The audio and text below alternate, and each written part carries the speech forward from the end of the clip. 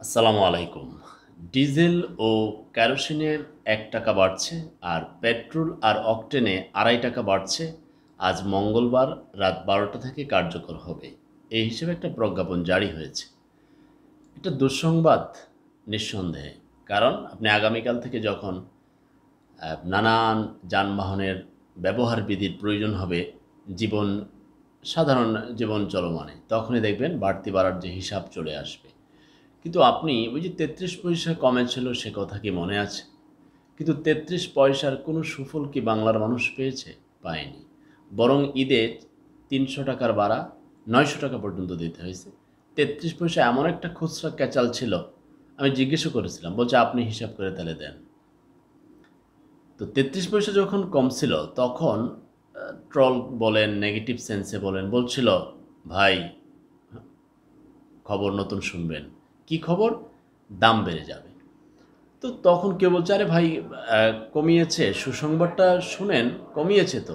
কিংবা ধরেন আমিই বলেছি, অন্য কারো কথা বাদ দেন। কমিয়েছে ভাই, এটা গ্রহণ করেন। কিন্তু সেই ভিডিওর কমেন্টেও ছিল যে, "একটু ওয়েট করেন, বাড়বে তো। বাড়ানোর আগে কমাই। এটা আমার সোনার বাংলাতে সিস্টেম।" এখন কর্তৃপক্ষ বলতেই পারে যে বিশ্ববাজারে তেলের দাম বেড়েছে, আমাদের কি করার আছে? কিন্তু বিশ্ববাজারে যখন সয়াবিন তেলের দাম কম, তখন আমাদের দেশে কেন বেশি? বিশ্ববাজারে তো অনেক কিছুরই দাম কম।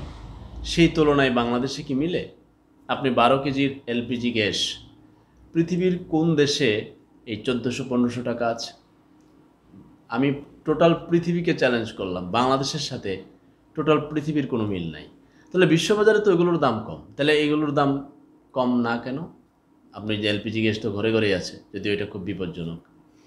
সেই সূত্রে তখন আর কর্তৃপক্ষের উত্তর থাকে না, অনেক ক্ষেত্রে নীরব থাকে, কিংবা সংবাদ মাধ্যমের অনেক প্রশ্ন তারা এড়িয়ে যায় নানান ছলে বলে কৌশলে।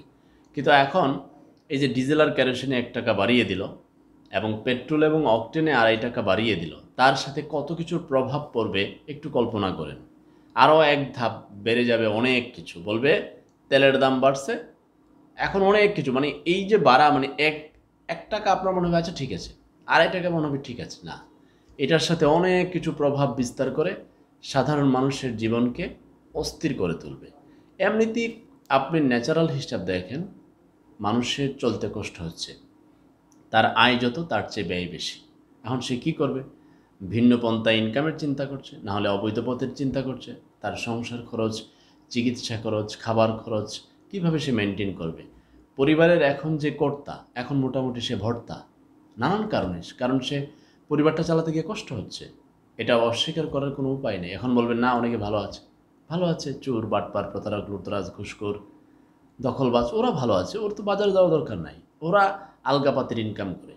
রিয়েল ইনকাম, রোদে পুড়ে বৃষ্টিতে ভিজে ঘাম জড়ায় যারা চলে, সেই মেহনতি মানুষদের কথা আপনাকে ভাবতে হবে। তো এখন আপনি দুঃসংবাদ তো পেলেনই। আবারও বলে দেই, ডিজেল এবং কেরোসিনে বাড়ল ৳১, আর পেট্রোল আর অকটেনে বাড়ল ৳২.৫। আজ মঙ্গলবার রাত ১২টা থেকে কার্যকর হতে যাচ্ছে। আগামীকাল দুঃসংবাদের বন্যা বইবে। নানানভাবে মানুষের জীবন ব্যয় বেড়ে যাবে, কিন্তু আয়টা আর বাড়েনি।